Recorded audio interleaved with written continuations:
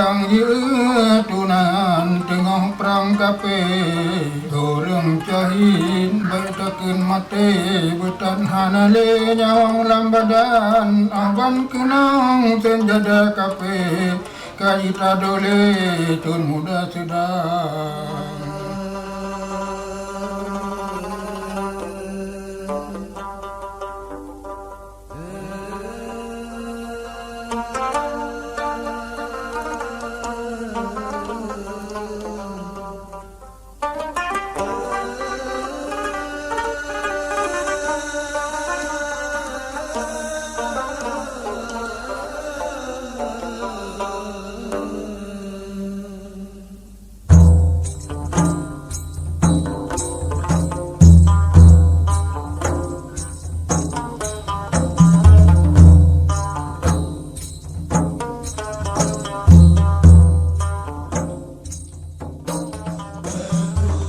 Negeri 1001 Hikayat, begitu slogan yang melekat pada Provinsi Aceh.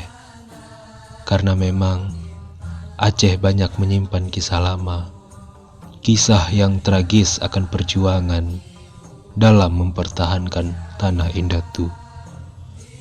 Kisah penuh nestapa, suka, duka, hingga kisah kegemilangan akan pencapaian kerajaan-kerajaan yang memerintah di Aceh dahulu.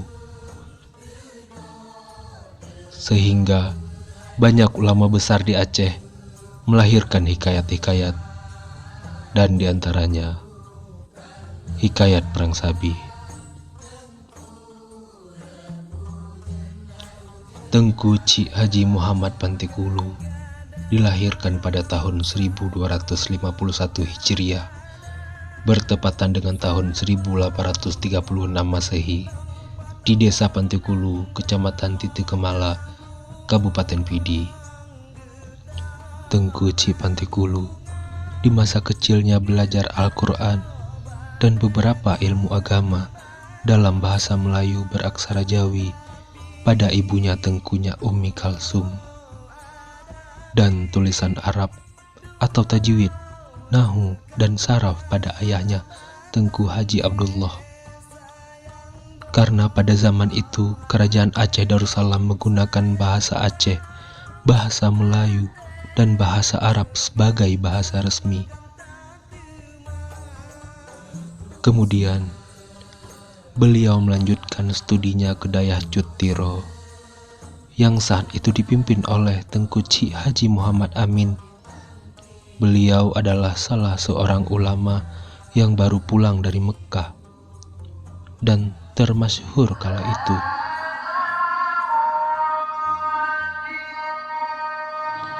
Nama Lun Asia, umur Lun 62 tahun. Lun adalah generasi kedua dari Tengku Cik Pantikulu. Hubungan Tengku Cik Pantikulu dengan guru agaknya yang ditironya, pertama pun sebagai murid, selanjutnya oleh Tengku Cik ditironya aku dijodohkan Tengku Cik Pantikulu dengan keluarga agaknya yang ditiro.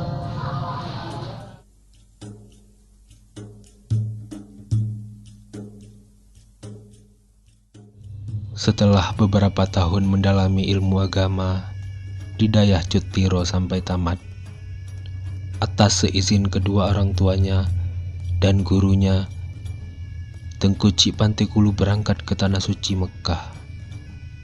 Selain untuk menunaikan ibadah haji, beliau juga menggunakan kesempatan untuk lebih memperdalam lagi pemahaman akan ilmu agama Islam. Setelah 4 tahun lamanya Tengku Cik Pantikulu bermukim di Mekah, beliau telah menjadi ulama besar dan berhak menggunakan syekh di pangkal namanya, sehingga menjadi Tengku Cik atau guru besar istilah sekarang.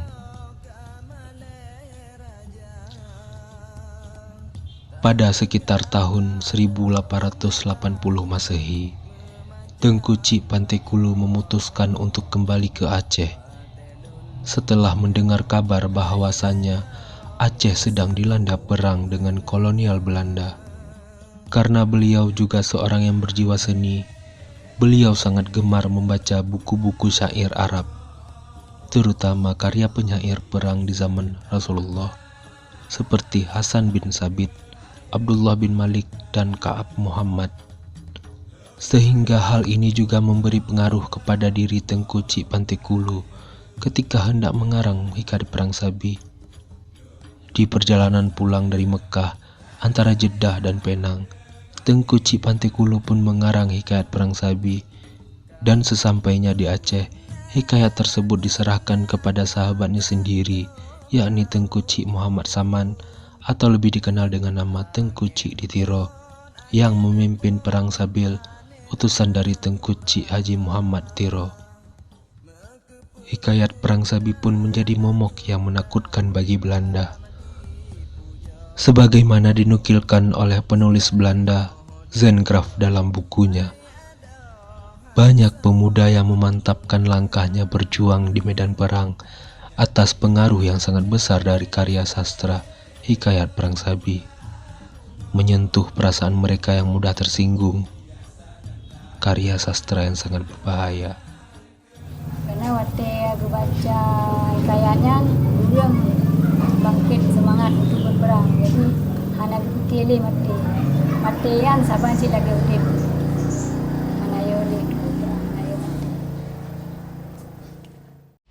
Kepada saudara-saudara lun yang jah hijrah ugle, nasabah buat yang mulia, lun bertanggung jawab. Yang ulai draw-drawnanya wajib nak kerja. Didik, ngan peraya anak-anak kitanya. Na baca hikayat perang Sabi lam udip awaknya. Bejet ke anak-anak dengan bah. Bejet ke anak-anak dengan selawat. Anak-anak dengan tut. Lagi anak-anak mah. Mudah-mudahan nyo kamu Sahid, awaknya bangkit disambung perjuangannya di jalan Allah. Yang berlena ingat, udep sare, hati Sahid.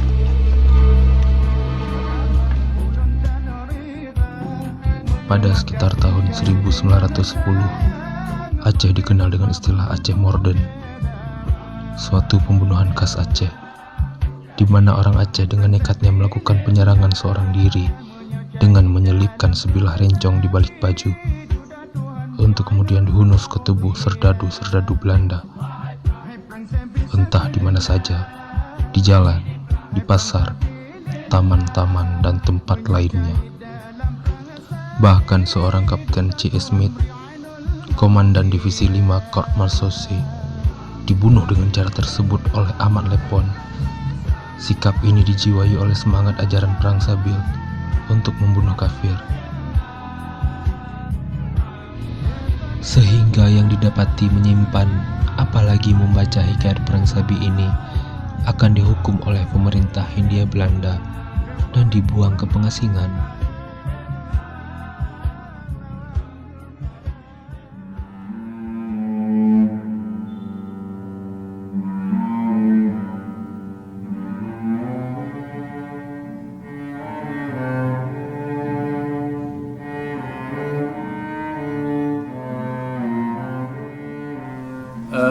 Dengan kita lakukan pemugaran terhadap kuburan Tengku Cik Pantekulu, maka kita berharap kepada generasi mendatang atau dari generasi sekarang sampai generasi mendatang, kita berharap bahwa itu merupakan kuburan ulama yang ditinggalkan kepada kita. Itulah kuburan nenek moyang kita yang perlu kita lestarikan. Jadi untuk itu kita mohon kepada, terutama kepada masyarakat Aceh Besar dan juga anak didik yang ada di sekolah-sekolah, untuk kita lebih proaktif melakukan pelestarian, atau kita menjaga, sama-sama kita menjaga para kuburan para ulama tersebut agar bisa terpelihara dengan baik. Jadi itulah harapan kami.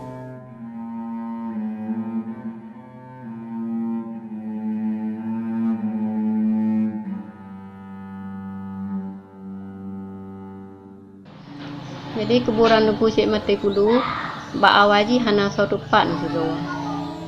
Tema alehnya na sidro urang yang mentang gedepu gepegah bahwa ba tempatnya atau ba kayanya inan ke kuburan pusik pada dulu.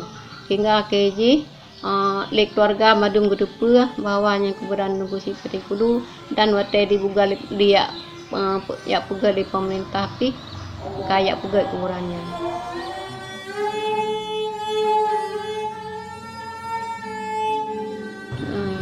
Yang nado tepu mengenai meninggal tunggu si putih kudu gue ceritakan dia udah di hidek pegah na Belanda ijuk makanan yaitu timpan bak urang yang na di rumah gaknya yang ngon gaknya hingga hana mencurigakan tepu roh pajuh yang timpannya.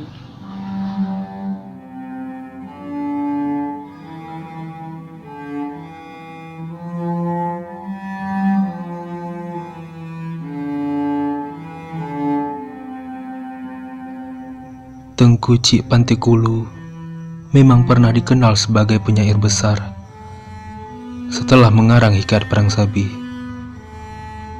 Namun kini beliau terkubur bersama mahakaryanya Hikayat Perang Sabi. Sederhana, tak ada tanda-tanda istimewa di tempat beliau disemayamkan. Sepi, tiada yang peduli, seperti hikayatnya yang usang dimakan waktu. Siapa yang harus disalahkan? Siapa yang harus bertanggung jawab?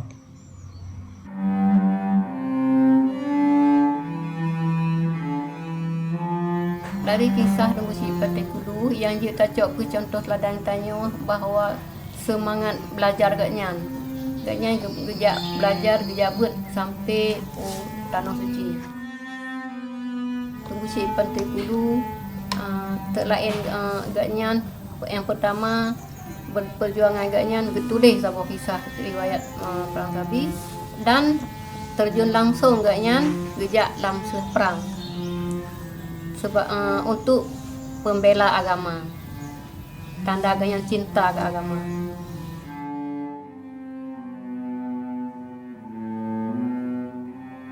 Teringat hamba pada syuhada kita di hari kemerdekaan musim haji 1406 Hijriah, Taufik Ismail. Nampakkah olehmu puisi itu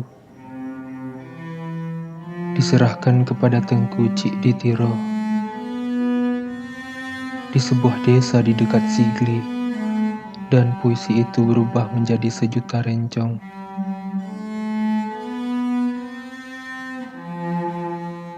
Terdengarkah olehmu merdunya Al-Furqan dinyanyikan,